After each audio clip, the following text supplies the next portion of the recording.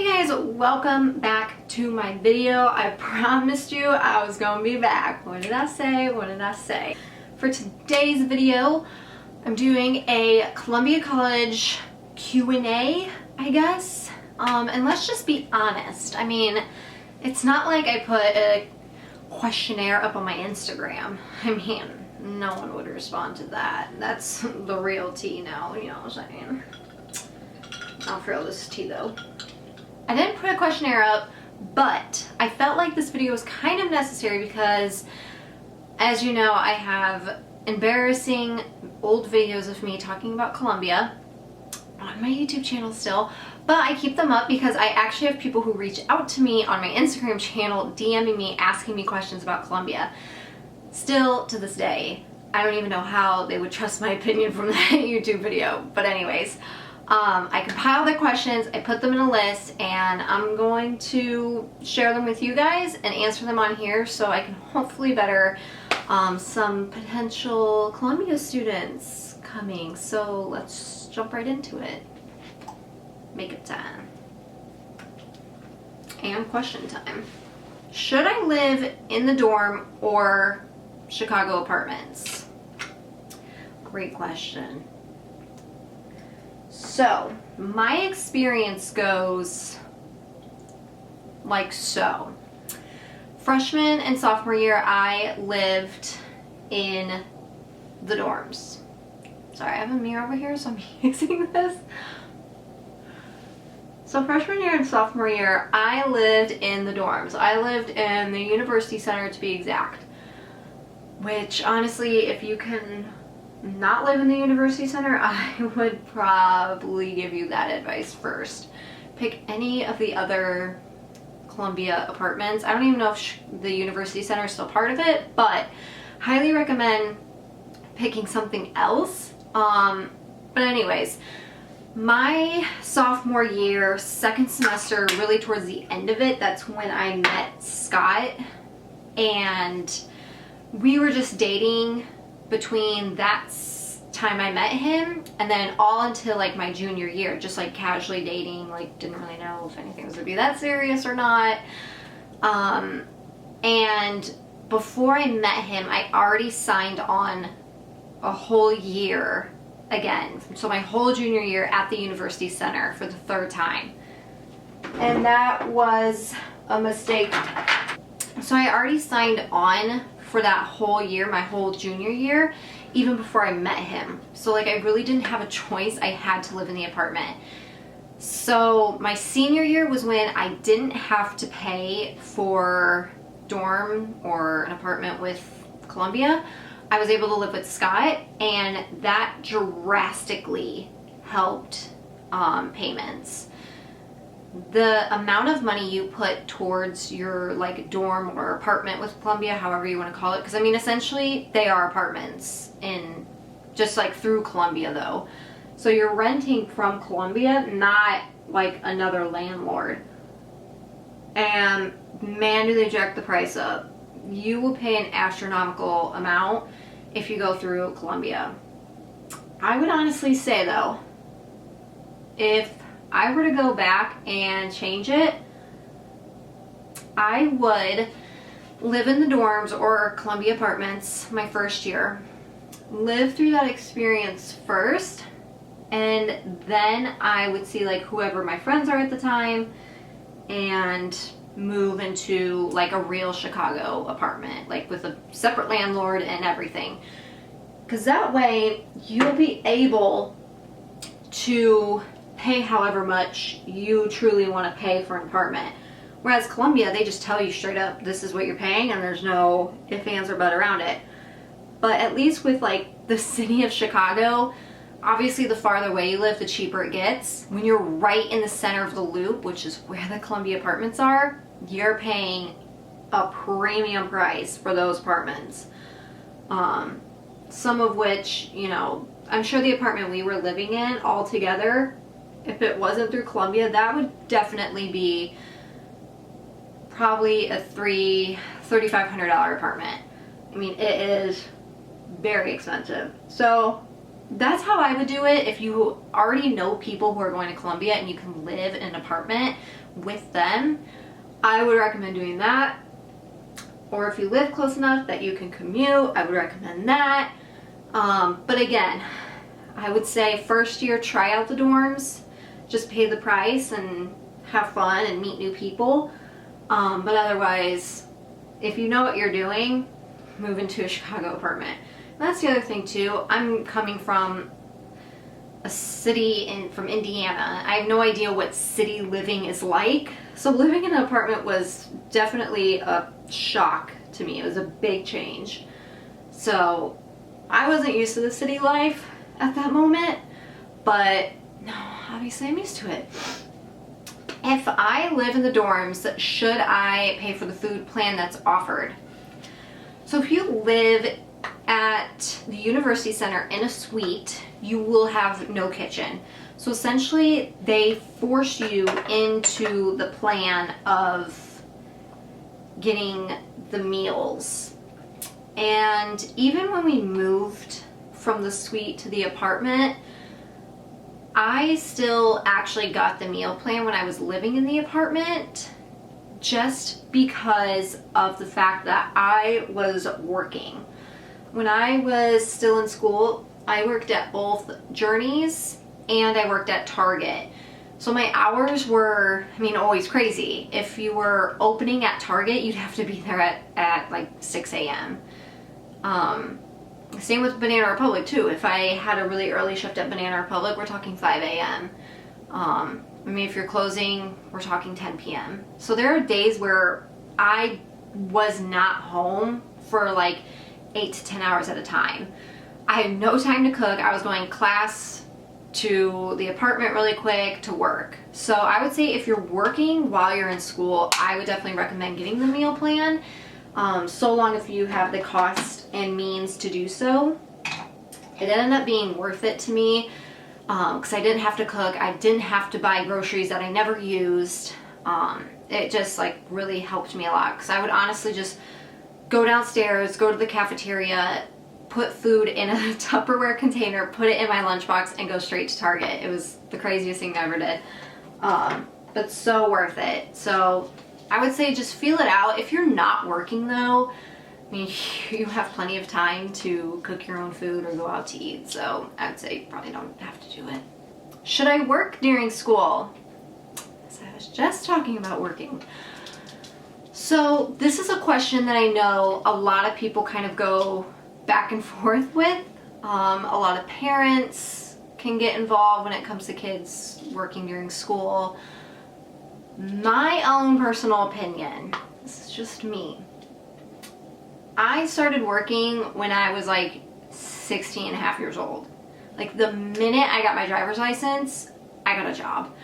I waited for nothing. And to be honest though, like when the years that you can actually start working at a job, those are usually the years you're doing other things with like your friends or family, which I didn't really have either at the time, let's just be honest. When I went to college then, there was pretty much like no question. Like I wanted to have extra money. I didn't want to have to live off my parents anymore. I think college for me was a big time to grow up. And I worked all 4 years that I was at college. Not once did I take a year off. And I do think though, working all those years benefited in me now having my job today. So to answer the question, I would recommend working during school because it's only going to help you. Working during school, a lot of people be like, I need to dedicate time to homework. It's like, girl, you do not have that much homework. Like, chill out, please. What were your hardest classes and what classes did you hate? I definitely had my fair share of difficult classes, no doubt. There were some classes that, I would just be so frustrated with and just so over with. Some teachers that were just real hard asses and just didn't make the process easy. The classes that were hardest for me, and again, this can range from person to person just depending on what you're most interested in. I had to take, I think, one science class. And like, to most people, science is so hard. But like, I loved that class I was in. Like, that science class was so easy to me. It was so fun. I think it had to do with textile dyeing, so like dyeing properties, which like actually helped me in my job today. And I love that class. But so many people were like just straight up struggling. The classes that were the most hard to me were both of the history classes I had to take. They were brutal, to say the least. The math classes at Columbia are pretty easy. What's funny about the math classes, or like the finance classes, the teachers are pretty much like, yeah, we know you guys are art students, like, you're never gonna learn this shit.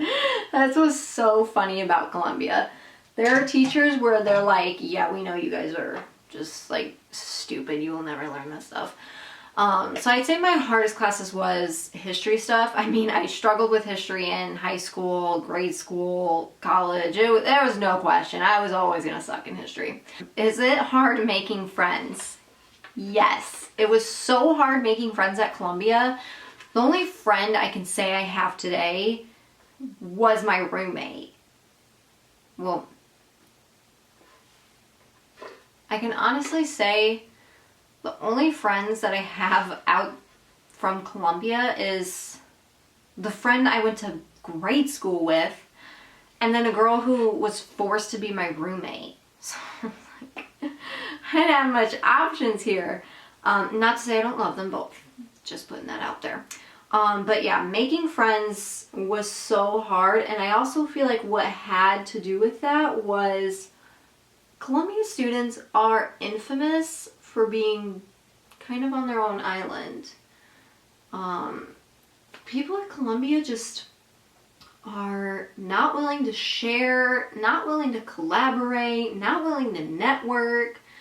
So I can definitely say it was hard making friends. And so I was like, hey, if y'all don't want to talk to me, I ain't gonna try to talk to you. You know what I'm saying? Is it weird being in the city as compared to not being on a typical school campus? That was probably one of the more nerve-wracking things I had to deal with going to Columbia. I have never been a city girl up until the day I became a freshman and moved in. And before Columbia, I had my heart and soul set on going to one of your stereotypical colleges with big college campus, collegiate sports, Greek life. Like, I was ready for all of it. And Columbia was the complete opposite. There's no campus, there's no sports, no Greek life. None of that. It was such a weird thing I just had to deal with going there. But I can definitely say, if I didn't go to Columbia and I did go to a different school or a different college, I can truly say I would be a very different person today. I'd be a very different woman. I'd be a different human being. Not to say it'd be a good or bad different person, but I just know I wouldn't be the person I am today because like I would have been so focused on that college life. Whereas instead, going to Columbia, I purely focused on my career, my school, and that was it. And I feel like that benefited me today. How hard is it to get a job after school? I would say for most students, it's not too difficult. I think something that Columbia students really need to remember when you're getting out of college is you may not have your absolute dream job right when you get your diploma. And I think a lot of kids, you know, walk across that stage and they're like, okay, who wants me? Who's ready for me? And sorry, sweetheart, that's not how it works. A lot of people that I know, I mean, you have to start kind of from the bottom and work your way up.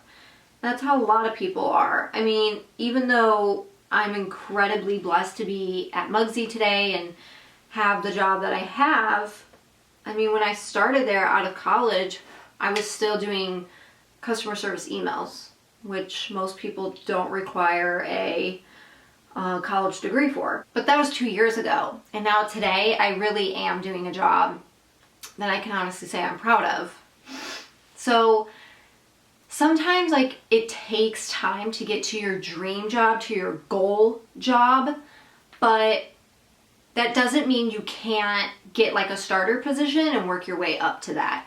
So always keep that in mind. Like after college, you may not land your ultimate dream job. You just have to keep putting in the hours and keep working towards it.